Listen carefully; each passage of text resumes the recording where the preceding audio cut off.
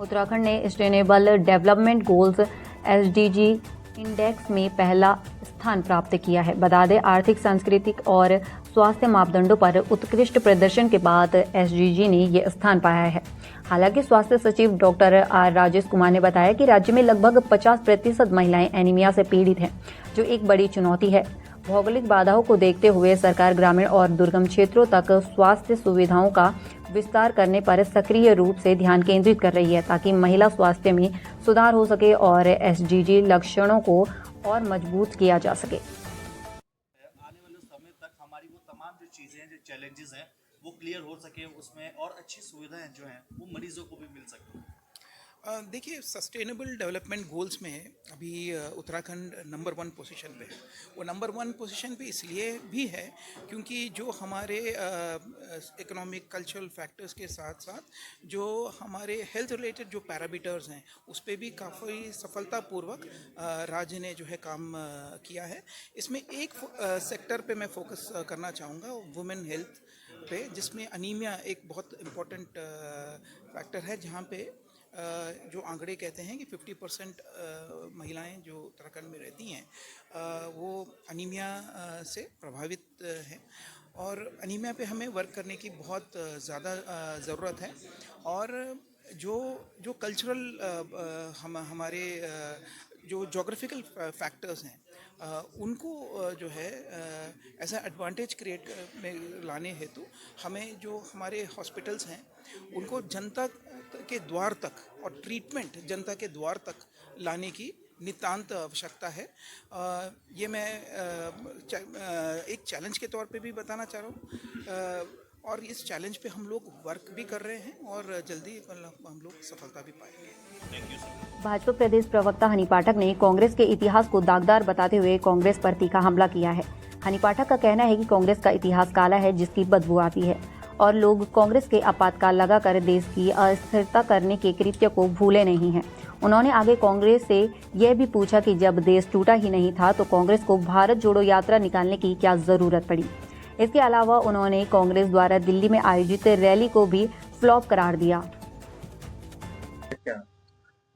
देखिए, किस तरीके से देखने की जहां तक रही बात, तो इनको जिस तरीके से देखना चाहिए पूरी जनता उसी तरीके से देख रही है, और सत्ता से बाहर का रास्ता इनको दिखा भी रही है।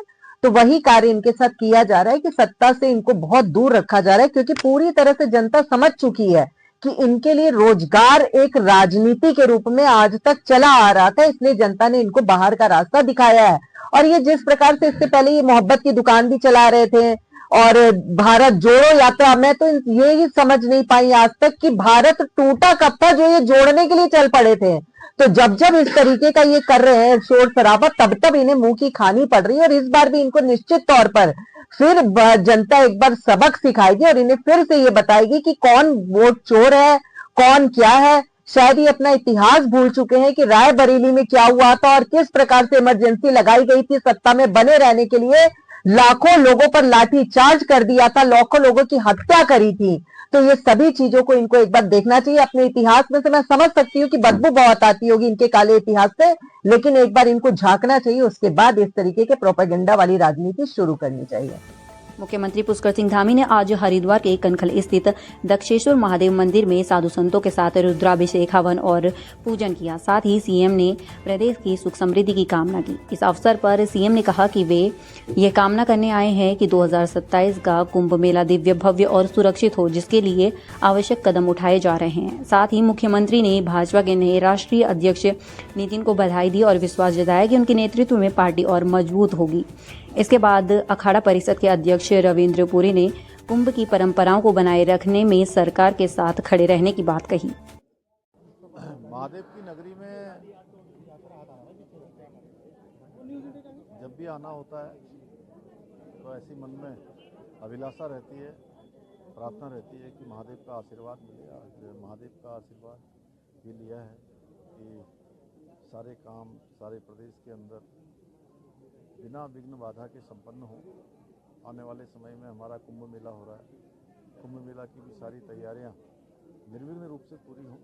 सभी पूज्य साधु संतों का भी, पूज्य महात्माओं का भी आशीर्वाद लिया है हम सब मिलकर 2027 में। सभी पूज्य संतों के आशीर्वाद से, यहाँ के जनता के समर्थन से, हमारा शासन प्रशासन सभी लोग मिलकर कुंभ मेले का आयोजन बहुत अच्छा करेंगे, दिव्य रूप से करेंगे, भव्य रूप से करेंगे। और ये हमारे लिए एक बड़ा अवसर है जब पूरे देश और दुनिया के अंदर हमारे राज्य का, हरिद्वार का, कुंभ नगरी का पहले से ही बहुत बड़ा स्थान है, उस स्थान को और विस्तार देने का और लोगों को अच्छे तरीके से यहाँ पर एक आने पर अच्छा महसूस हो, उनको सबकी यात्रा अच्छी हो, सुरक्षित हो, उसके लिए हम लोग काम कर रहे हैं। सर, राष्ट्रीय अध्यक्ष जी का नए राष्ट्रीय अध्यक्ष नहीं है सर, क्या मैं भारतीय जनता पार्टी के नए कार्यकारी राष्ट्रीय अध्यक्ष के रूप में श्री नितिन नवीन जी आए हैं और निश्चित रूप से उनके बनने से नौजवानों में, युवाओं में बहुत एक जोश है। लंबा कालखंड उन्होंने बाल्यकाल से ही युवा मोर्चा में, भारतीय जनता पार्टी में नौजवान युवाओं के बीच में लगाया है। निश्चित रूप से पार्टी को बहुत मजबूती मिलेगी। हमारे प्रधानमंत्री आदरणीय नरेंद्र मोदी जी के नेतृत्व में हमारा देश तेज गति से आगे बढ़ेगा। उसमें हमारी पार्टी, जो आज विश्व की सबसे बड़ी पार्टी है, वो बहुत बड़ा योगदान हमेशा से करती आएगी, आगे भी बहुत बड़ा योगदान देगी। मैं नितिन नवीन जी को बहुत अपनी ओर से बधाई देता हूँ, शुभकामनाएं देता हूँ। सर कांग्रेस उत्तराखंड में शीतलहर जारी है और ठंड लंबे समय तक रहने की संभावनाएं हैं। इस स्थिति से निपटने के लिए आपदा प्रबंधन सचिव विनोद कुमार सुमन ने सभी जिले के अधिकारियों के साथ बैठक की और विस्तृत निर्देश जारी किए हैं।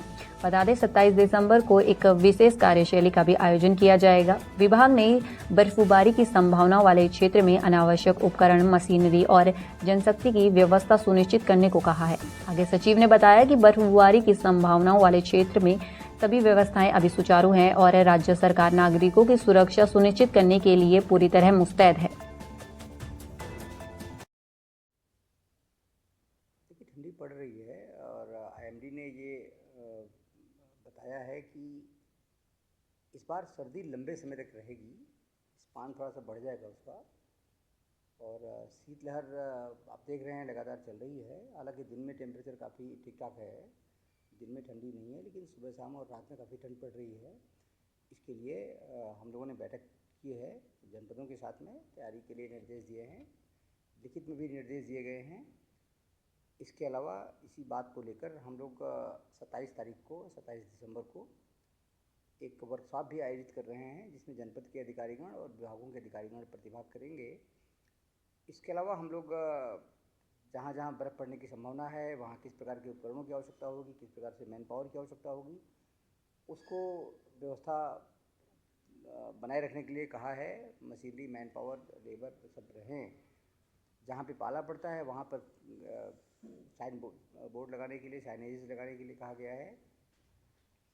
और जहाँ ज़्यादा पाला है वहाँ पे चूना वगैरह छिड़काव करने के लिए, नमक छिड़काव करने के लिए भी कहा गया है, ताकि दुर्घटना से बचा जा सके। अभी तक व्यवस्थाएं सुचारू हैं, आगे भी इस तरह से करने का प्रयास किया जाएगा।